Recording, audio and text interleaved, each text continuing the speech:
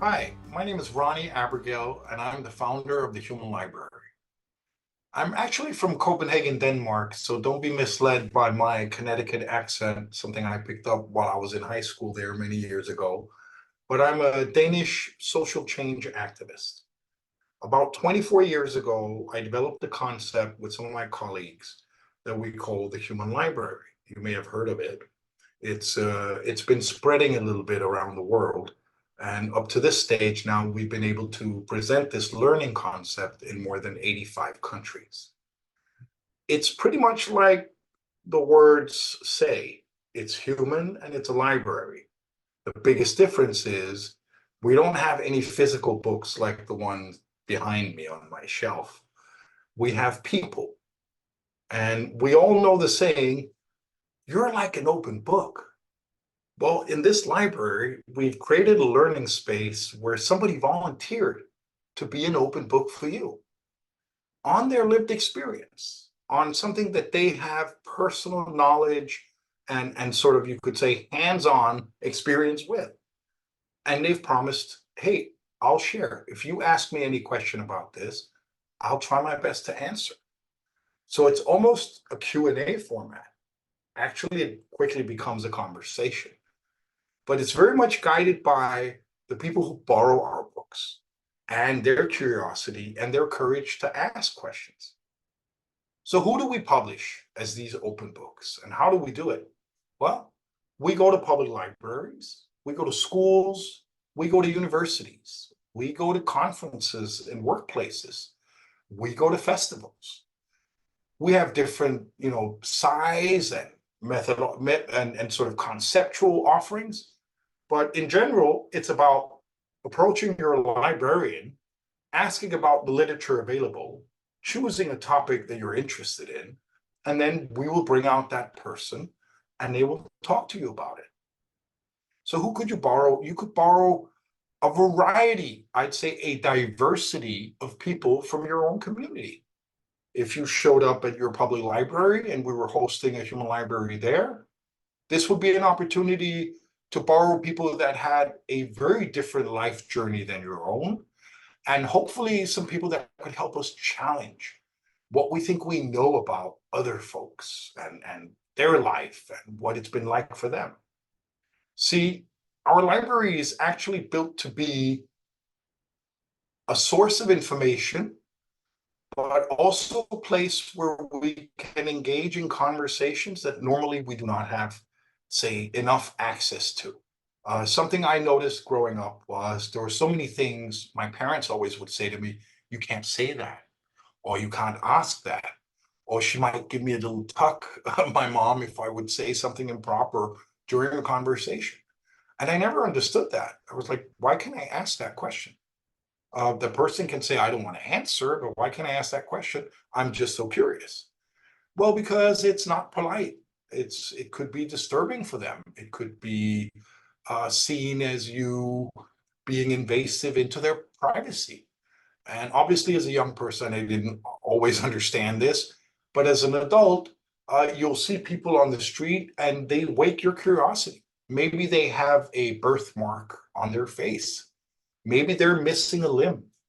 Maybe they have an incredible haircut that just you've never seen a haircut like that, or they're inspiring you in some way or challenging you. And that's basically what we wanted to do, was to say, hey, where can we go and safely allow ourselves to be challenged and ask some questions without nobody getting upset or angry with us. And so here, I, for example, publish people that have different mental health backgrounds, different disabilities, different occupations, different social status, lifestyles, religions, gender, orientation. You could borrow a person who would be an open book about being transgender for you. Or you could borrow a person who would talk to you about their schizophrenia. Or somebody who was a war veteran and maybe even lost a limb in combat and would talk to you about their journey from serving to today as a veteran with a disability. And you would be able to challenge what you think you know about these groups, whether they be Muslim, Christian, Catholic, homeless, journalists, politicians.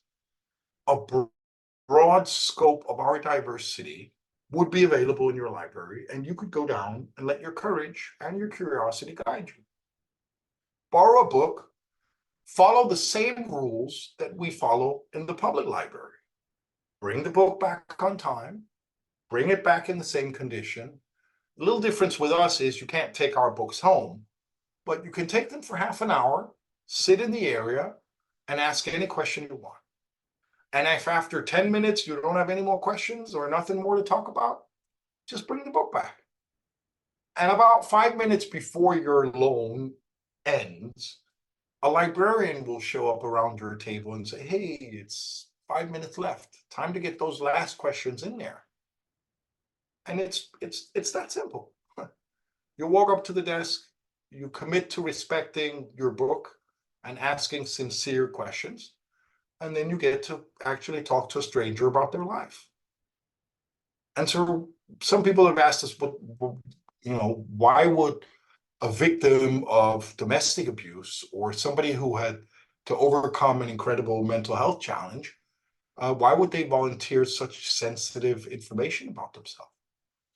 And I usually would answer, well, if you've ever been misunderstood or discriminated or felt excluded because of who you are or what's happened to you, then you would feel an extraordinary need to help other people better understand who you are. So literally, it's as simple as asking, who does not want to be understood? All of us want to be understood. We crave that from everybody near us, even those further away. Even in the grocery store, we hope to be understood when we're trying to do our shoppings. But especially in our near relations with family, friends, loved ones, co-workers, neighbors, people that were really close to us and we see every day, we all really need to be understood. So at the Human Library, we're not working for tolerance. We're not fighting bias or prejudice or in any way trying to make anybody wrong. We're trying to create a safe learning space where you can explore diversity, maybe challenge a couple of your own biases underway, because we all have unconscious bias. We all have a tendency to make up our minds, even about groups we haven't had any real life experience with, because maybe we heard something, or maybe we were told stuff, or we read something on the internet. Like I usually say, with all the things you know about refugees or transgender or politicians, or how many of us has actually sat down and talked to one? How much of the information that we have about other groups in our communities that are different from us, how much of that information is actually verified with those groups? And how much is hearsay?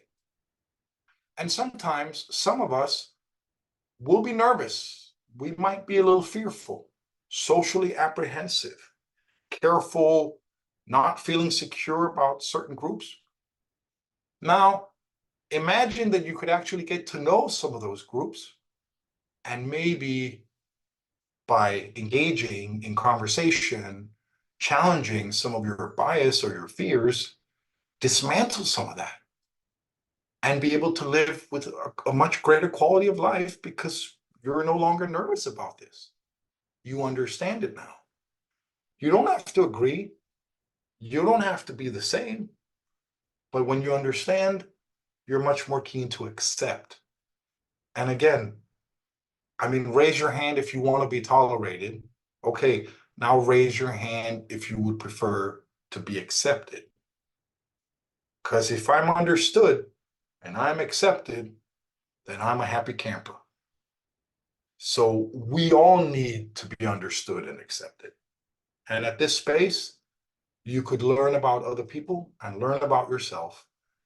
And the only thing you risk is a little nervousness in the beginning, and maybe you're a little shy to ask that really important question in the beginning. But 5-10 minutes into that reading, to borrowing our book, you're going to feel like this was a friend you'd never met before, like you know this person, and you're going to be asking very brave questions. So I built this because I thought we as a race, the human race, need more platforms to safely engage and learn about each other without being judged, without feeling ashamed, and without being wronged either. Just because we don't have the right language, we're not updated on the most current vocabulary, we do not want to offend anybody, but we can only navigate with the knowledge we have. And if I don't have access to other knowledge that can qualify my perspective, then who can blame me for not knowing or for being, I don't want to say ignorant, but for the lack of my knowledge. So some of the information that we provide access to is a little taboo. It's private. It's maybe even stigmatizing. But by understanding this, by challenging this, we are also helping loosening those taboos.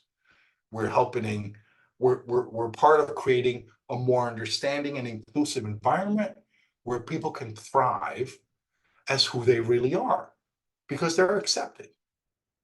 Now, all of us, again, want this, need this acceptance, but where can we go and begin our journey to find it? One starting point that I would recommend is visiting a human library. You can visit us online. We have sessions on Zoom every other Sunday, free for the public to join. You could join us through your institution, either your workplace or your educational institution.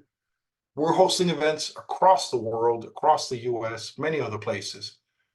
And you could also join our digital bookshelf, get a library card, and come in and choose a book and a topic and a time that suits you.